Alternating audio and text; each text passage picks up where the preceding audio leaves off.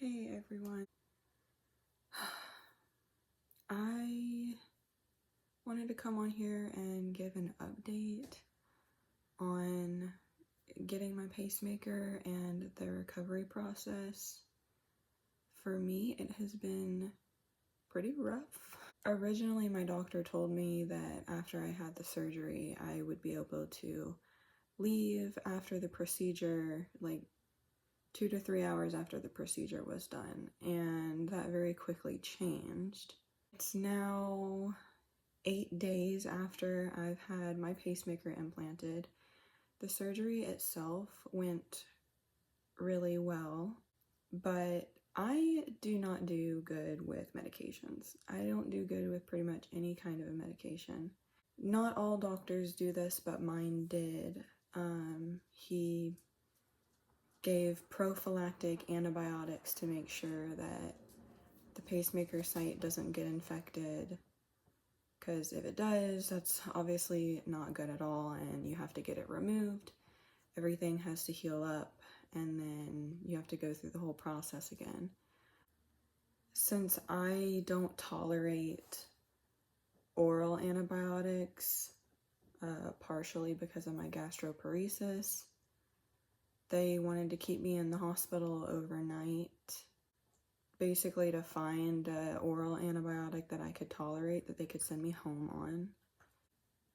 First of all, it was a little bit more painful than I thought it was going to be. I assumed that it would feel similar to my loop recorder healing process, where it's just a little bit uncomfortable and burns a little because, you know, your skin has been peeled up off of the muscle and something has been shoved underneath there. But it honestly feels way more similar to my major gastric surgeries that I had. I assume that's because they have to cut through your muscle, and when they cut through your muscle, the healing process from that is pretty painful. It's a lot more painful than a flesh wound where they just put something under your skin. But surgery went really well. Got out of the surgery, decided to keep me overnight, not only because they needed to make sure that I could tolerate the antibiotics that they were going to send me home on, but also to find pain meds that I would tolerate, because opioids make me sick and I don't like taking them.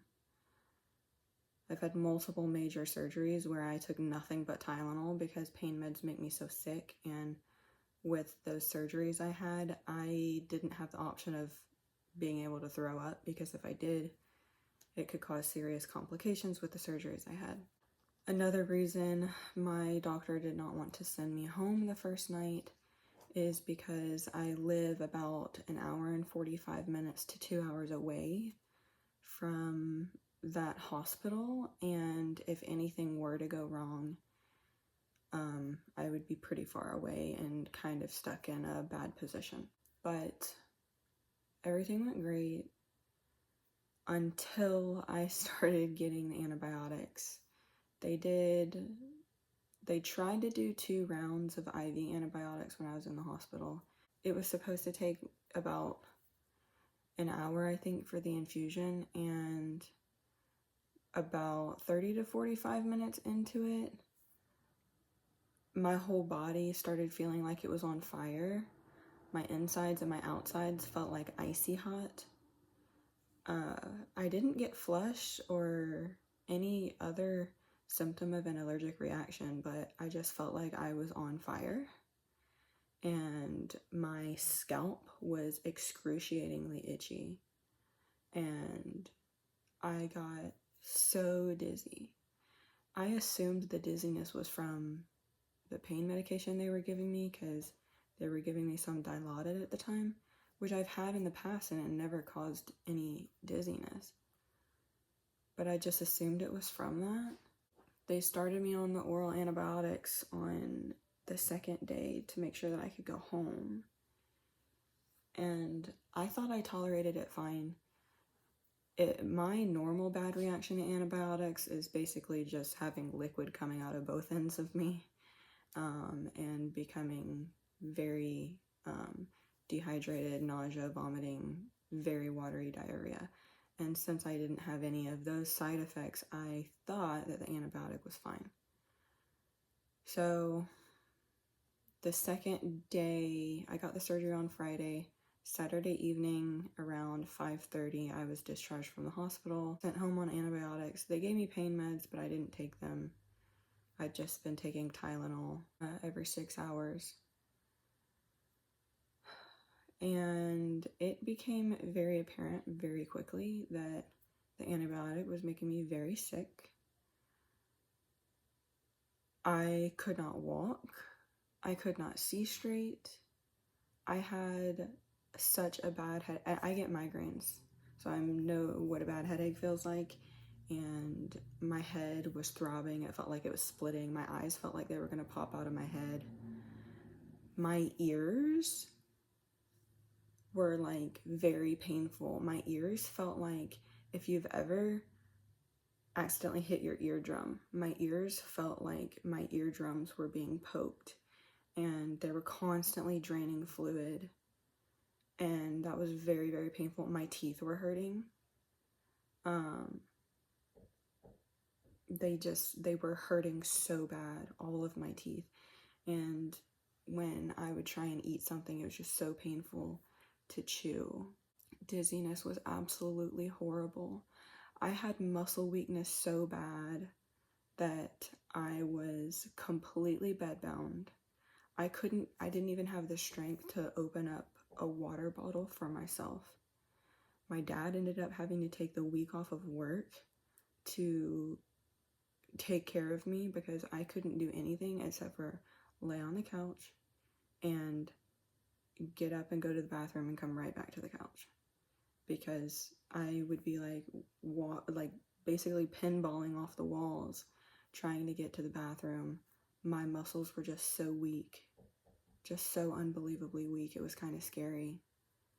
And I just felt so ill. So got out Friday. By Sunday, I was like, something is wrong. So I called my cardiologist's office and told them the side effects I was having.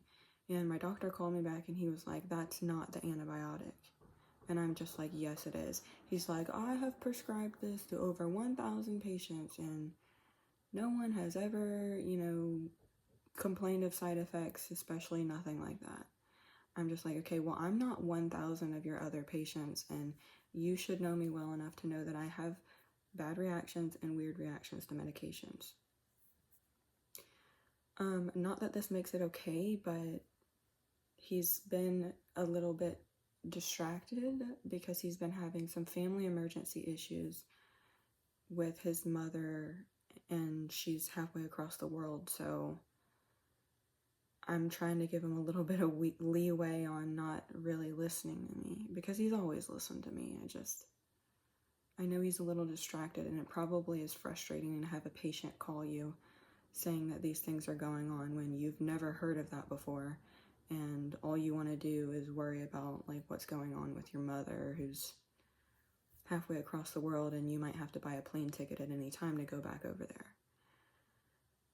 Not that that makes it okay to listen to your patients any less and to treat them that way, but people are people, and when you're stressed out about things, those are the kind of things that can tend to happen.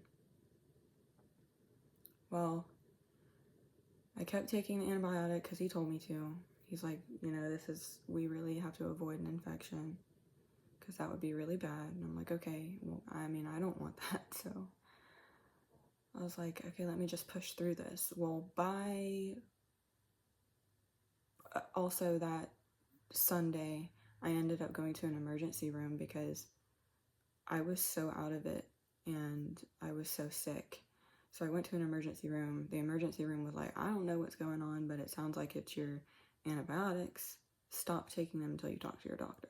So then that was when I called my doctor, and then my doctor called me back Monday morning and was like, it's not the antibiotic, keep taking it, we can't have an infection. I'm like, okay, so I keep taking it. By Wednesday, I had lost 8 pounds, And I was still eating. It's not like I wasn't eating anything, but I have gastrointestinal problems and malabsorption problems. And when I get sick, my body just gets rid of everything that's good inside of it. I can't hold my weight. It's all a bad ordeal. It gets pretty scary because it's hard for me to put weight back on. I've just been in a bad situation with that before. So by Wednesday, I'd lost about 8 pounds. And so Thursday, I sent a message to my neurologist and I told him what was going on. By Wednesday, I had lost 11 pounds. And I was drinking over a gallon of water a day, so it's not like, oh my gosh, I'm dehydrated and blah, blah, blah, everything that they want to try and tell you that you are, that I'm not. I was eating 3 meals a day. My dad was cooking for me. I was eating nothing but high protein, bacon, eggs, high protein toast with it, potatoes, high protein pancakes. My dad was cooking me steaks, black beans, you know, so chicken, all the good stuff, you know. And I'm used to forcing myself to eat when I have absolutely no appetite and when I feel really ill. So it sucks, but I can force myself to eat. As long as I'm not actually throwing up, then I can force myself to eat. And so that's what I was doing because I have to. But I was still just dropping weight like it was nothing. Send my neurologist a message. He tells me to stop the antibiotics immediately. I stopped the antibiotics on Thursday and kind of started feeling a little bit better. Dizziness didn't really go away, but I still have some dizziness, and it's Sunday. Guess that's 8 days after my surgery. You can probably tell I just really don't feel well still. And I haven't taken the antibiotics since Thursday. I've stopped taking Tylenol because everything feels good enough, and if I take something for too long, my liver gets angry at me, and my liver enzymes will get high. I've had liver disease twice. Thankfully, it goes away every time, but I just have a lot of complications.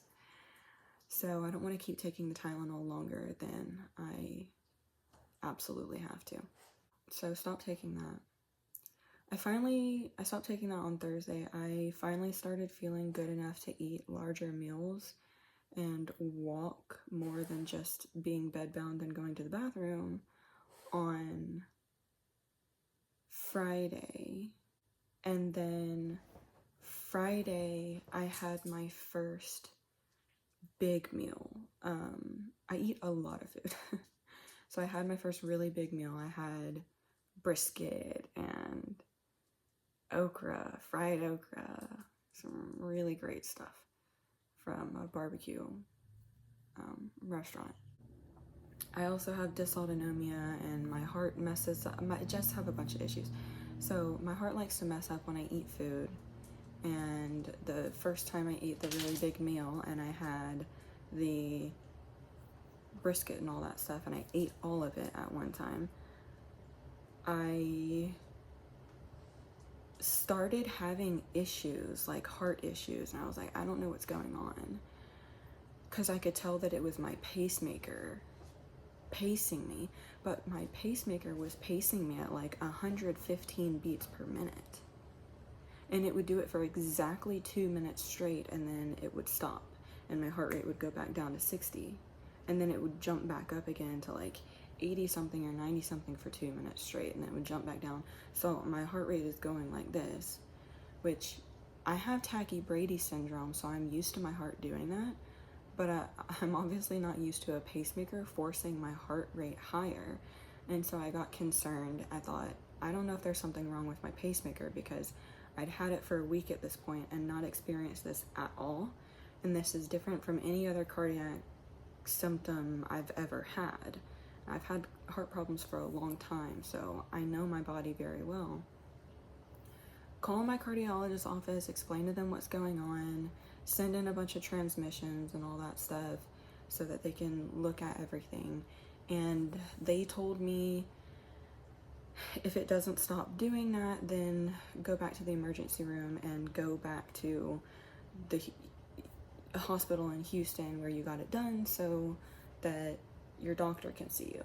Now, at this point, my doctor who did the surgery has already had to catch an emergency flight back to the other side of the world. He's not in town. I can't get a hold of my actual doctor. So I'm having to see the cover doctor who covers for him, who doesn't know anything about me. And I'm like, this is such a mess. Like I said, the hospital is almost 2 hours away from me. Well, ramping my heart rate up started at about 4 o'clock in the afternoon, and I just really didn't want to go to the hospital. But by 9:30 that night, it still hadn't stopped. And so my doctor's office told me, if it doesn't stop, go to the emergency room. If it's an emergency, go to the ER near you. If it's not, and it's just feeling weird or whatever, come see us. And I was like, well, it's clearly not an emergency, but something is going on. So my dad drove me all the way back to the freaking hospital in Houston. An hour and 45-minute drive.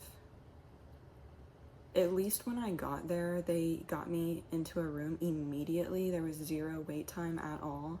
And the good thing about going to a hospital like that is they know exactly who you are. So I walk in, they know exactly who I am. They know when I had my surgery, who my doctor is, and all the problems that I have. So basically, they just put me in a room, monitored me, and I got there at 11 o'clock at night, and a little after 11. And I basically just had to lay there in the emergency room and wait for the morning to come when the cardiologist that covers for mine could come see me and talk to me and figure out what's going on. So he came at about 8 o'clock the next morning, which was a very long time to be waiting in an emergency room because those beds are so much less comfortable than the actual hospital beds if you get admitted. So I was having severe back pain, my butt was hurting, can't get comfortable, the pillow's basically non-existent. I need like 5 hospital pillows to prop my head up. Whatever. So he comes, he tries to tell me it's nothing but like sinus tachycardia. I was like, it's not, it's my pacemaker, it's doing it, this is how it's doing it, it's ramping my heart rate up, it's doing it at these rates, I have every single thing written down, and it even did it when he was in the room. And he's like, well, that doesn't make any sense for your pacemaker to be pacing you at those rates. And I said, I know, that's why I came in, because I thought maybe my pacemaker is messing up. Well, long story short, he kind of thinks everything is fine, and I guess he thinks I'm just being stupid, because I can hear him out in the office. He actually called my doctor, and they're talking on the phone, and he's like, oh, I think it's just sinus tachycardia. And they're like, ay, ay, ay. I'm like, first of all, I did not come here for no reason. Second of all, I would not have come here if his office didn't tell me to come here because of the problems I'm having. I'm not having an emergency situation. I'm having these issues. I explained them and I was told to come in. I'm not exaggerating. I'm not making things up. I told you I feel perfectly fine. My pacemaker just ramping my heart up, and I don't know why, and it hasn't done it since I got it, and it started doing it yesterday. Well, my device is Boston Scientific, and so they didn't have a Boston Scientific interrogating device at the hospital. They have Boston Scientific representatives that have to come with their equipment to be able to read your device and figure out what's going on and change any settings if they need to. He's like, we'll get a representative to come in, and that was at 8 o'clock in the morning. Finally, at around 11:30, so I've been waiting for over 12 hours, a Boston Scientific representative comes in. She immediately knew what was going on, and she immediately fixed it. So there's a setting on my pacemaker where because I have like random severe drops in my heart rate. It'll go from in the hundreds to the 30s or the 40s. And so they put a setting on mine where if my heart rate drops like instantly by 20 beats per minute or more, that my pacemaker will ramp up 20 beats per minute from whatever it dropped from for 2 minutes straight. And I was like, that's literally exactly what I was describing. So basically, because of my heart problems, it made it become a bit of a vicious cycle, because I have tachybrady syndrome, which means my heart will go like this, up and down and up, down and up and down and up, down. So what was happening was my heart rate would go really high. I would be going into these tachybrady spells. My heart rate goes from being, 115 down to 60 in an instant, and then the pacemaker is like, oh, crank it back up to 115, does that for 2 minutes, and then after that 2 minutes my heart goes back down to 60, and then the pacemaker cranks it back up, and it's just like this vicious cycle. So that's why it was doing that, and she just turned the setting off. Since my doctor's out of the country and everything, we're like, you know what, we can deal with this another time. We just turned that setting off completely, and then we will modify that setting whenever I see my doctor again in person. So we'll turn it back on and modify it. I don't know if there's any way they can make it to where it only does that if I'm like working out or doing some sort of an activity, or put a maximum on how high it'll ramp my heart rate up, so it doesn't have my heart rate beating 115, because when it was between 80 and 90, my symptoms of just like palpitations wasn't that bad. But if it got above 90, or especially up at 115, it was very uncomfortable. And I can tell that it's the pacemaker doing it. Not that you can feel a pacemaker shocking you, because you can't, but I don't really know how to describe it. And the faster it paces your heart, it feels like a tickle, kind of like your chest tickles, and it almost makes you want to like like cough. Just uncomfortable. And if it does it really fast, I was getting the faster ones, I was getting shortness of breath. So they sent me home immediately after that. I'm getting my strength back from not being on that antibiotic anymore. Being able to eat is good. I do still have some muscle weakness. I can't really take my dog on long walks, but I can finally take him out again. I can open a water bottle myself, and that's good. I've gained about 5 pounds back since Thursday, and it's Sunday, so that's good. I assume a lot of that was probably water weight and stuff like that, because it pretty much instantly came back. Even though I was drinking over a gallon of water a day, my body was getting rid of it. So I was having to get up in the middle of the night 5, 6, 7 times to use the bathroom, because my body just gets rid of everything. But since I stopped taking the antibiotic, even though I'm drinking the same amount of water, I'm not urinating it out all the time, so my body's actually holding on to it. And on top of that, I got my albumin infusion again on Friday, which pretty significantly helped a lot, and that helps with my malabsorption issues and a whole bunch of other things. But other than that, if you want to see it, I still have the mesh on top of it. And this bruising wasn't here, and you can probably tell that it's swollen. That actually developed yesterday. It was healing really, really, really well. I was having no swelling or anything, and my skin was really soft, and you could feel the whole pacemaker. And then yesterday, Saturday, after leaving the hospital, I've developed what appears to be a little bit of a hematoma, so I'm a little bit nervous about that. So I'm gonna call my doctor tomorrow and tell them that I've got a new bruising. This is new bruising right here. The yellow you can see in the back is healing from what it was, but I'm gonna call them, tell them I have a little bit of a hematoma, and ask them, you know, what to do about it, how to heal it, and what to do to make sure it doesn't get any worse. Tuesday, I go in to see the doctor that's covering for my doctor to get this mesh removed. It's mesh and then super glue to hold it shut. Pain is really not that bad. The pain that I'm having is just from them having to cut through my muscle. So it's a little bit sore, but it's really not that bad. The first few days were pretty bad. It was worse than I thought it was going to be, but it's feeling good now. I can move my arm and everything, and it's not that bad.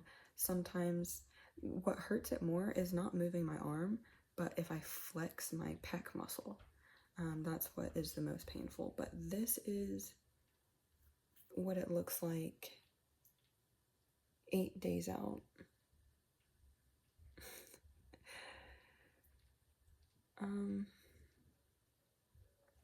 Yeah. And I've been back in the hospital. I've been in the hospital 3 times. Once getting the surgery, once because of the side effects from the antibiotics I was having, and then once from my pacemaker acting a little wild, but everything is good. My dad finally left yesterday, so I'm back alone, which is a little bit scary, but honestly it's nice because, my God, I need alone time. When I don't have alone time, I start getting really angry and pissy, and I just become like not a good person. I'm sorry about the glare from the light. But yeah. Surgery went really well itself. And this is day 8. That is, I guess, my first week of recovering from pacemaker surgery. A little bit of a wild ride and a little bit of a mess, but other than that, good news is I have not had a single spell of syncope or pre-syncope, which is crazy because it's gonna make me emotional because I have had them multiple times a day, every single day for a very long time now. And making the decision to get, well, not really making a decision, I had to get it because my heart kept like stopping and stuff and having sinus pauses. But it's just scary when you're 27, now I'm 28. I got a pacemaker for my birthday. My birthday was 3 days ago, I think. It's just scary when you're 28 years old and have to get a pacemaker, and it's something that you have to live with for the rest of your life. And so I always second guess everything. But depending on how bad my heart is, it has been pacing my heart anywhere between 14% of the day and 50-something% of the day. So that is very significant. And I knew my heart was messing up all the time because I could tell, but that's just confirmation of everything. That it has to pace me that much. But I just really hope that I can get into working out again because I've always been an athlete, and it's pretty upsetting not being able to do athletic things, but we'll see. Of course, I've made another long video, but I'll try and cut this down a little bit and make it a little bit more manageable. If I think of anything, tips and things like that for recovering, I'll either make an update to this video or I'll post another video, a shorter one. But that's pretty much my first week of recovering for pacemaker surgery. I believe it's not that difficult for most other people. I am not your normal patient because of my other health issues that I have and complications that I get, but I'm doing well. It is definitely still painful, but I feel good. My heart is doing way better. Way better. And I finally got really, really, really good sleep last night. So I'm happy about that. Happy to be back home alone. But anyways, enough of me just talking. I'll give some more updates. I wanted to make videos through the process, but I was just so sick. I could not make any videos. I couldn't do anything. I wasn't texting people back. I mean, I was just really not in a good way. But I'm feeling better now, good enough to make this video. I did a bunch of sunbathing this morning on my front porch because that's good for healing and it just feels nice. And we've had a cold front come through, so it's 66 outside and sunny, which is just absolute perfection. Just trying to rest and heal, make sure everything's okay. Go and get this removed on Tuesday and see what that doctor says, and then whenever my doctor comes back into the country, he's gone for a month, so overall things have been good, but I'm also a very optimistic person, so but anyway, I think that's about it. It is 4:40, which means in 20 minutes basketball is about to start. I used to hate basketball, but now I'm like the biggest basketball fan. Recovering from this has given me such a good excuse to watch like every single NBA game. But yeah, another long video. Sorry. If you watched this whole video, thank you so much. I hope it helps. I know I do a bit of rambling. I don't know how other people make their YouTube videos so short but pack so much information into it. I'm gonna have to reassess the way I talk, I guess, and figure that out, but hopefully no more hospital trips for me for a long time. I really, really hope so. But